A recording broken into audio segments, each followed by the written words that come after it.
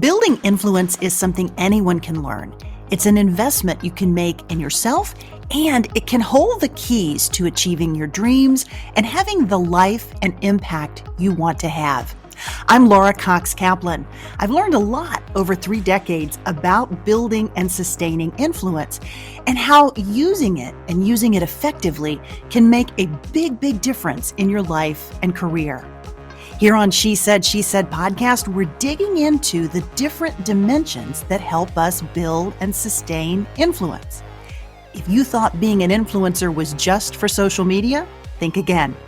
Whether you're starting a business, raising money for a cause, negotiating a promotion, running your household, or trying to connect with those who don't share your views, understanding and using the different dimensions of influence will increase your chances of success, whatever your goals may be.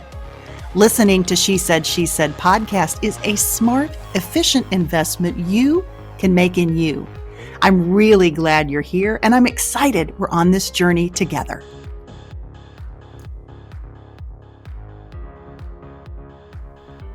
Hey friend, welcome to She Said podcast. In this episode 214, we're continuing our conversation with time management and productivity expert Laura Vanderkam. If you missed part 1 of our conversation, please be sure to go back and download episode 213. Now, to quickly recap, Laura's new book, which is out this week, is called Tranquility by Tuesday. There's a link for you in the show notes for this episode where you can purchase the book. Laura's focus is not just on getting more done. It's about bringing greater calmness to your life. And with that, hopefully, the ability to increase focus and to devote more mental energy to those topics and projects that are most important to us, and also to those people in our lives who are most important to us as well. It's that approach to calmness that enables us to be more present while still getting all the things done that have to happen in a given day or week. Now, a couple of other things about Laura before we jump in.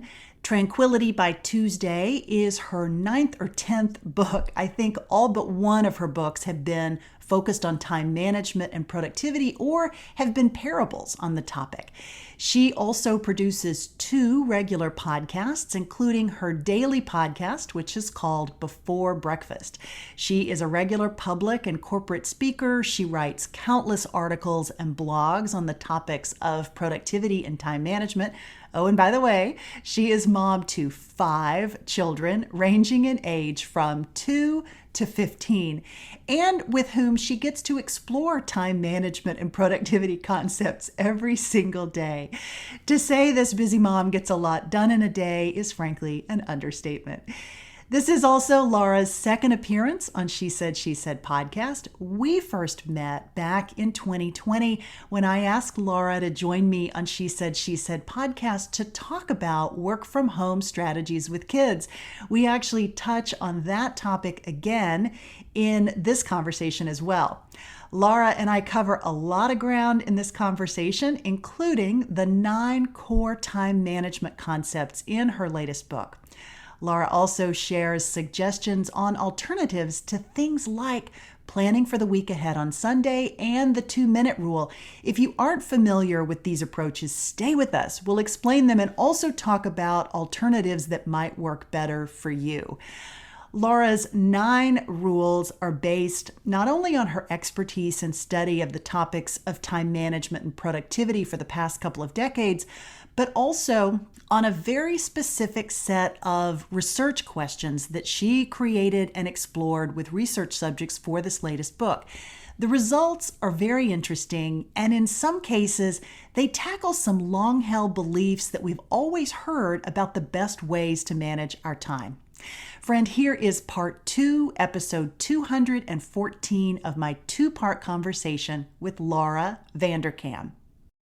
Okay, you make a real distinction between what's happening in the moment and then what's important. Maybe talk about these two concepts and how they sort of underpin a lot of this book. Yeah, well, I mean, one of the reasons that I want to get people in the habit of planning on Fridays is I want them to shift their mindset from planning being just about what is happening to what is important. I think a lot of times when people do think about schedules and planning and all that, they're like, okay, well, my schedule is I have these 4 meetings tomorrow, right? And that's fine, you do. But why do you have those meetings? What are those meetings accomplishing? Like, what goal is being advanced by your attendance at that meeting? I mean, hopefully there is something. Like, hopefully that's happening for a reason. But you want to be aware of what that is. Like, are these meetings advancing you toward goals that, you or your organization have? And how are they doing so? And as for how you spend the rest of your time, it's not just I'm checking email. Like, I'm answering my email. Okay, well, what are you doing with your email? Like, is this response somehow moving things forward toward a goal that you or your organization may have? And so getting people to really think about what is important for the week, as opposed to just like, what is happening this week? I mean, I could tell you what's happening this week. The kids are going to camp and, I have to turn in this assignment. But what is most important as I am doing this week? Well, maybe it's that, this child has a camp show and she'd really like her siblings there. And so I need to organize everyone to get to it, and to have that happen and to know that, she can feel that her, what she's doing is valuable and that we are all supporting her. That's a little bit different than focusing just on logistics and things like that. Yeah, not all tasks, not all goals are created equally. We have lots and lots and lots of things, and you just ticked off a number of things that might fall in the category of maybe sort of smaller tasks, things on your to-do list that don't require super deep thought. Maybe talk about the difference between those things from a time management standpoint and how you recommend tackling them. Yeah, one of my rules is to batch the little things. And what this means is that we often wind up with a lot of small tasks on our schedule, and we can't necessarily get out of them. You have to do it at some point. But the problem is people tend to do them whenever. Like, they do them when it occurs to them, when they see them, when they're bored with whatever else they were doing. And that can distract you from thinking about bigger things or having longer periods of open time when you might have been able to concentrate on something more intense. So I ask people to come up with a small window of time in which to batch these little tasks, which there are ways to learn to identify them. I have, a list in the book of how you can, figure out what is a little task. But for many people, it's things like, paying bills or responding to invitations or, quick non-urgent responses to things, filling out forms, buying things. Scheduling. Right? All that stuff. And so create a window for those. That's not your peak time. So I try to batch a lot of stuff on Friday.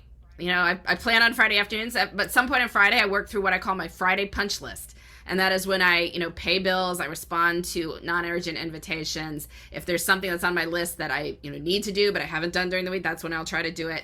Many people can't push everything off till Friday, but you can designate, say, 30 minutes in the mid-afternoon, which again, it's not your peak time. Most people are, have more energy in the morning when they'd be better able to focus on bigger stuff. And so just give yourself a window, say 1 to 1:30, when you're going to respond to all that stuff in one fell swoop. And then it's not cluttering up your schedule the rest of the time. You're not sitting there in the middle of, figuring out your biggest business problem, being like, oh, I've got to go fill out that form for HR. Like, just don't do that. Don't do that to yourself. You deserve to really spend your time on the things that matter. Yeah. And it really allows you to get into that deep thought in a way that when you're constantly pinging and ponging from one thing to the next, it's almost impossible, especially if you're doing really focused work, which we all have to do at one point or another. There were one of the other things that I especially loved and that really resonated with me, and that I think will so many people listening, is the stories that we tell ourselves and these false narratives that we sometimes have running through our heads about, I'm so busy, I'm so busy, I'm so busy. And I'm sure that legitimately you are, I am, whatever. But maybe talk a little bit about those false narratives and how they might be code for a couple of other things couple topics that we oftentimes talk about on this podcast. Yeah, well, I think that, we can cling to the idea of being busy and having no time for ourselves because, sometimes it's easier than deciding, well, maybe I do have time and it won't be perfect, but I could make it happen. One of the narratives that I talk about, one of the rules is 3 times a week is a habit. So I encourage people to identify whatever something is that they would like to do, that they may be doing some, but are feeling like they're not doing as much as they want, and aim to do it 3 times a week. So one common example is something like family dinners. Like people talk themselves into this narrative of like, we never eat together. And then you track time for a week and you realize, oh, well, actually we did like once or twice, right? It wasn't, sit down Norman Rockwell style roast every evening at 6:00, but it did happen once or twice during the week. Say, well, great. Can we get to 3? Like, could we just, build in a third family meal in the course of the week? And if you can, well, 3 times a week is a habit. All of a sudden, we are the sort of family that's eating together. Or people, would have creative aspirations, but we're maintaining a very convenient narrative that as busy people, with big jobs, raising families, they had 0 time to do their creative pursuits.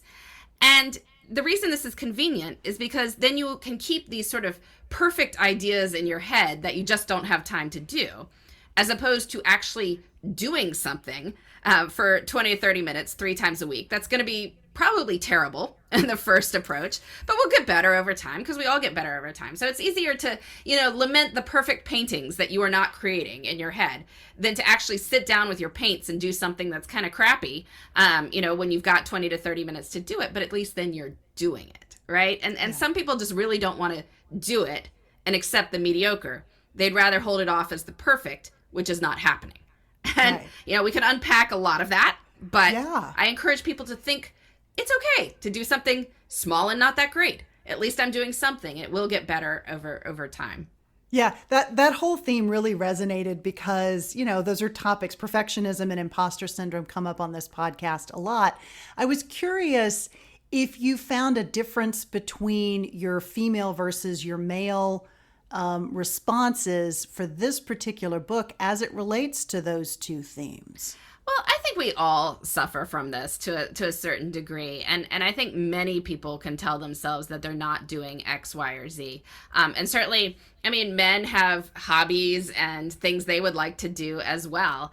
Maybe it's different things that, society will tell you is important to do. But I think everyone has stuff that is important to them in life and that they would like to make time for, but find that they're maybe not doing as much as they want.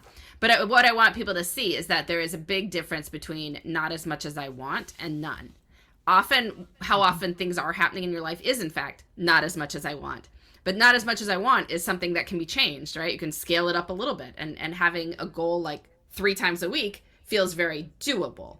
And that doable, practical aspect can allow, really any kinds of people to make progress on their goals. Yeah, yeah. Let's talk about this concept of wasted time and how you talk about that in the book. It's pretty easy to know if you're, binge watching a show. Okay, maybe that could be considered wasted time, but maybe give us some insights on how we should think about wasted time. Yeah, in general, I feel like when you're spending time mindlessly, it is easy to waste it. And I don't mean like staring at the clouds, thinking deep thoughts like that's great. Like there's a wonderful John Keats poem Ode on Indolence where he's like lying cool bedded on the flowery grass looking up at the clouds, and I had people send that to me being like, see, we should waste time. I'm like, I got no problem, like John Keats lying on the grass. We should all lie on the grass looking up at the clouds. The problem is we don't do that. We sit there looking at Twitter, like people insulting each other on Twitter, which is a very different thing than staring up at the clouds thinking deep thoughts. So I think that the key is whether you are spending time mindfully on the things that are meaningful or enjoyable for you or the people you care about. Now, nobody hits 100%. Like nobody spends all their time on that. But the more, the higher percentage of our time we can spend on that, the better. And one of the rules sort of gets at this. that it's still with leisure time. But the idea is that we can upgrade our leisure time and spend it on things that are truly more meaningful and enjoyable than the mindless phone scrolling that many of us engage in. And this rule is effortful before effortless. And so challenge yourself when a spot of time does appear that could be leisure time to spend just like 2 minutes doing something that takes a little bit more active engagement than just scrolling around on your phone. So it could be reading a book. It could be something like doing a puzzle, doing a Lego construction, a hobby, taking photos, drawing, whatever else it is, but something for just a couple of minutes. And then you can do the effortless stuff for the rest of the night if you want. So, if we're like the time the kids have gone to bed, like you have a choice. Like, are you going to start, binge watching stuff for like 5 episodes in a row? Well, you can.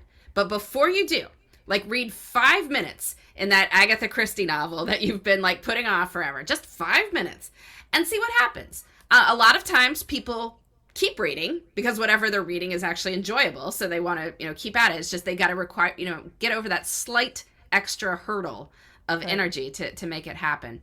But even if all you do is read 10 minutes and then binge watch 5 shows, at least you have both in your life. Whereas if you start with the binge watching, you're never going to stop in the middle and, read your novel.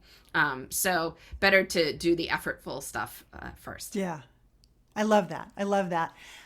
You also take on the 2-minute rule. A lot of people adhere to the 2-minute rule, which is essentially if you can do it in 2 minutes, then just go ahead and do it and get it out of the way. But you say maybe not. Maybe talk a little bit about why that might not be such a good approach. Yeah, well, this gets at the idea of one of my rules is to batch the little things that we were talking about before. And so these 2-minute tasks are by definition the little things. And so many people would say, well, why should I do this? I have this 2-minute rule. If it takes 2 minutes, I'll just do it. I don't want to batch it. I don't want to maintain a list and do it some other time and have to get back to it. That seems very inefficient. It's like, well, maybe, but hear me out here. Because one, like, are you sure that's only a 2-minute task? Like most people are really, really bad at time estimation. And so, you think it's a 2-minute task, but in fact it's longer. Or it can boomerang, right? Like that you think it's only going to take 2 minutes, but then it's like, oh, wait, I need a printer and my printer's broken. I got to go get ink. And it just keeps going on with this. Third, you can very easily get distracted once you take yourself away from what you intended to do with a certain period of time. So let's say, you've carved out an hour to work on this client proposal. And then you just get, for whatever reason, your colleague is able to reach you and she's like, can you send me X? And you're like, well, it would only take 30 seconds to send my colleague X. So let me just go in my inbox and do that. But whoa, wait, now you're in your inbox, right? It only took 30 seconds to send her the number she's asking for. But like you start seeing all these other shiny new unread messages that you want to go through. And next thing you're there for 20 minutes of that hour you carved out to work on the proposal. So it's better to say like, okay, we'll get you soon, if you need to respond, or don't even have your inputs on, like if you've carved out an hour to work on something. And then get her the figures when you have a little batched time for answering that sort of thing. And then, if you wind up in your inbox, it's not the end of the world because you weren't doing anything that was particularly high value or important at that point. So if you get pulled away, it's okay. Yeah, I tend to suffer from, one of the offshoots of that is rabbit holing. And that tends to be something that I struggle with, is that if I take time away from whatever it is I'm supposed to be doing to do this one little thing, then the next thing I know, I've gone down the rabbit hole and gone in a whole different direction. And I turn around, an hour, maybe 2 later, and I'm like, wow, I really lost complete track of what I was working on. Yeah, and this can happen in people's personal lives too. I mean, people can be, working at home and they're like, did I take the meat out of the freezer for dinner? And it's like, let me just go do that. And then you're in your kitchen, which guess what? Nobody put away the breakfast dishes. And so you're doing that and you're like, wait, that mug is broken. Let me fix the handle. Yes. It can take all morning and you didn't need to go take the meat out right that minute. Like you could have written that down on a list to get to later. And it's like, if the meat was out for 6 hours versus 7 hours, that's really not that much different, but you lost that concentrated time that you probably could have used. Don't you find, Laura, and I know you do a lot of your work from a home office just like I do, don't you find that tendency to do just what you said is, I mean, it's so intense when you're working from home because you're surrounded by these other parts of your life and it's all together, right? And so how do you avoid that? You can batch it, but do you have other tips and suggestions for how do you avoid sort of falling into that trap in the first place? Well, I mean, definitely you can lower your standards. So like that dishes in the sink is not a crisis. The laundry's still sitting there, not a crisis. Like if this is time you plan to work, you're going to work. I mean, you wouldn't, stop and probably clean the whole office kitchen or start collecting everyone's, laundry from around the office and go do it. Like, so you kind of have to have some of the same standards for yourself during your work day at home. And partly that's about managing the distractions as well. This is so much better now versus in the deep days of COVID when many people's children and partners and everyone else were also on top of them. Thankfully most kids are back in school at this point, so it's reduced that somewhat. But I think it's also about knowing what you intend to do. I think that we can be more motivated to stick with things and ignore distractions when we are very clear with our intentions, that that this is my hour for this proposal, for this client that I really want to win. Like, that's a more motivating thing than, I have lots of stuff to do. Like, well, it's okay. Well, you're going to go get the meat out of the fridge because you don't care at this point. And I think it's also a matter of managing your energy. So do the tough stuff when you're best able to handle it, which for most people tends to be morning, and then build in conscious breaks during the day, to boost your energy levels back up. So do something physical at some point in the day, get your movement by 3 p.m. Do something social. So you could call a friend, or if your spouse is working from home, or, wherever you are, you can do some little social break as well. Ideally, maybe another break could be something more inspirational. Listen to inspiring music, read something motivational, or write in a journal, or meditate, or pray, or anything along those lines. Could be maybe a third break to boost your energy levels during the day. But if you do that, it's slightly easier not to get distracted, because a lot of the distractions are about our brain needs a break. And if you don't give it a real one, it'll take some other one, and it'll invent a reason, like, oh yeah, my colleague needs these figures right this minute, or the meat needs to be out of the freezer. So, it'll seize upon a convenient excuse. But if you give it real breaks, then it's a little bit more willing to tolerate the slight discomfort of sitting with something for a while. Yeah, I love that. You talk about in the book the importance of creating backup plans, like recognizing that life is not perfect and that you will be thrown a curveball and somebody will end up in the emergency room, God forbid. But it happens, right? Life happens. So maybe talk about best practices for creating those backup plans and sort of being kind to yourself as you think about the fact that your schedule is not going to be a perfect thing. It's a living document. Yeah. So one of the rules is to create a backup slot. And basically the idea that is anything that is important to you in life doesn't need just one spot. It needs an extra one. And it's the equivalent of a rain date. If people go to like graduations or, whatever in June, there's often a rain date, which is that, we recognize that things can go predictably wrong outside. It's like right there in the rain date name, right? But we're not asking, will it be rescheduled? We know it will be at a very specific time. And so not to put anything, completely unmovable at that time because, if it rains, that's where it's going. And it's actually a very convenient concept. And I feel like we need more rain dates in life. So, if you have planned to have a sit-down meeting with one of your direct reports that's really important, like, your really long-term career discussion with him. And of course, what's going to happen after you've carved out this time to do it? Probably your biggest client has some huge explosion that day. And like everyone, all hands on deck, you have to deal with it. Well, if it was important, where's the backup slot for it? We plan to do it Tuesday afternoon, but just in case it's not happening, we're going to reschedule it for first thing Wednesday. And you two both know that Wednesday is where we're rescheduling. So it's not a question of if it will get rescheduled, it's when, and you know the time. So both of you know not to put anything immovable there. And it's very hard to do this. Mm-hmm. Like, I know everyone's very, very busy. They're like, what? I need not just 1 hour for this thing. I need 2 hours. Yes. In fact, if it's important to you, you do. Yeah. But one way that you can kind of get at this without, making specific backup slots all over your schedule is to leave Fridays as open as possible. So don't schedule anything on Fridays. Yes, you can use it for your planning for the upcoming week. You can use it for your punch list time of your batching the little things. But don't put any meetings, any gatherings, anything that is schedule, specific on Fridays, if at all possible. Because that way, when something happens earlier in the week, you have a spot to put all the stuff that got bumped. Mm-hmm. And you can do that and still take care of it that week without borrowing time from the next week, which will no doubt have crises of its own. Yeah. You talk about in the book how developing this as a practice can also lead to career resiliency.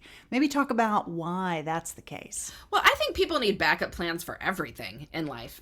Just if this doesn't work out, what are you going to do? And I'm not saying you shouldn't be all in on your goals. It's just, I think it's important to recognize that sometimes stuff doesn't happen. And sometimes it has nothing to do with you. Like the point of networking, it's not just like creating collecting business cards.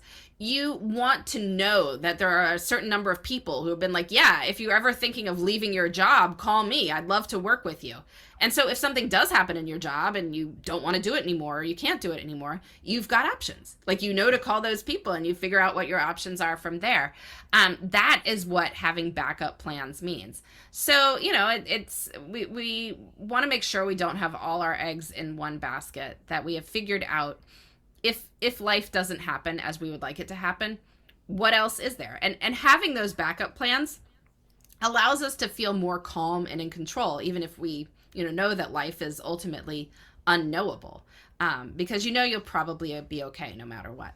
Yeah, absolutely. And having that calmness and the impact that has on our thinking, on our ability to manage ourselves, to really think clearly, is huge. It's really huge. Yeah, well, you just, you feel more confident and even able to take risks in your current position and less willing to put up with anything bad because you have options. It really is freedom, Yeah, absolutely. Laura, maybe talk for just a second about how respondents responded to the survey questions, maybe the impact that adhering to these rules, these 9 rules, has had on their lives, what you heard from them. Yeah, well, that was the really fun part of the survey. Obviously, I asked people, how they were spending their time and how they felt about their time, and they answered on 1 to 7 point scales. But we had space for people to give qualitative responses as well. And a big chunk of the book is just people's quotes, like, I feel more relaxed about my time. I felt, this week went well, even though I'm incredibly busy at work. I felt like I got to everything I needed to, and that made me feel very good. I spent time with a friend this week, and I didn't think that was going to happen, and now it did. Or this was the week where we actually did fun stuff. When people are planning in adventures, or, a person who started going to a weekly tennis game on Tuesday nights, comes back saying that she's all aglow, right? Like these were the sort of things that I found from people. And, not everything worked for everyone. There were people who couldn't do stuff for whatever reason, or who objected to things that it didn't work. And I include some of that in the book as well. But given that, people did see a statistically significant increase in their overall time satisfaction, I feel like that's reflected in the qualitative responses as well, that people were telling me about how they were enjoying life more, that they were feeling less busy, yet still probably getting more done. And I think that's amazing. Yeah, it is amazing. Were there any surprises? Anything that you heard from people that you were like, I really didn't expect that? Well, I've been teaching these rules for a long time, so I feel like I've gotten a lot of the objections that people will come up with from different times. I will say that one interesting thing that people have, people's intimate relations with their partners improved in many cases, and that was not something I was sure people would share with me in the responses. But in many cases, what was happening is that people were not just like collapsing on the couch after dinner until they were too tired to do anything else. They were actually thinking about how they wanted to spend their time. And when they rationally thought about how they wanted to spend their time, there were much better answers than watching TV for 4 hours until everyone is too tired to do anything else. And so I think that was perhaps a surprising response, but I am thrilled. I am totally here for it. I love that. That's great. That's really great.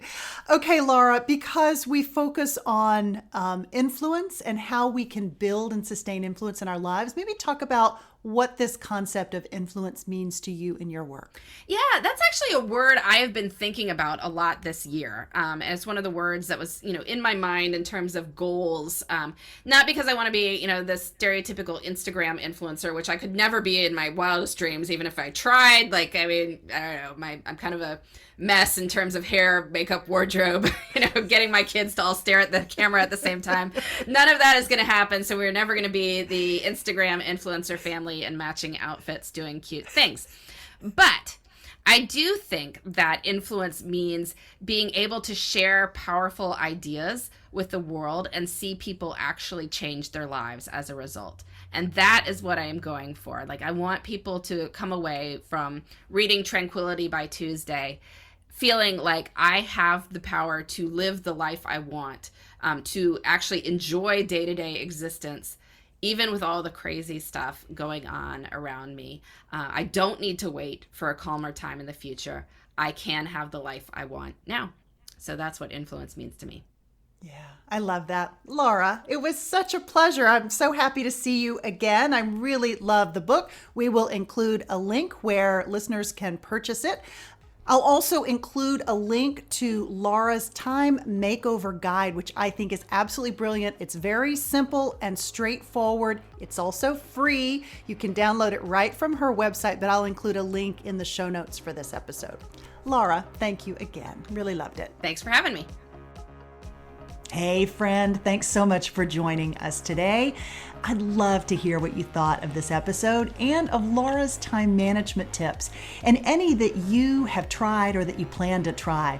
So please be sure to hop on and leave a review wherever you're listening, or you can go to my website at shesaidpodcast.com and share your thoughts on the Contact Me form that you'll find there. Also on the website, that is the best place to find the links that we mentioned in this episode. You'll find links to Laura's book, her free downloadable time management spreadsheet, a full free transcript of this episode, and a few other things. I actually downloaded Laura's time management spreadsheet and I tracked my time for several weeks during the summer, and I found the exercise very illuminating. But I'd be curious to know what you think if you've had a chance to try it. So please be sure to reach out to me on social media. You'll find me on Instagram, LinkedIn, and Facebook at Laura Cox Kaplan. Again, friend, the best place to find the full show notes is on my website at shesaidpodcast.com. Friend, thanks again for joining me today. I hope you found this investment in yourself worthwhile. Until next week, you take care, and I'll talk to you soon. She Said Podcast is produced weekly by She Said Media.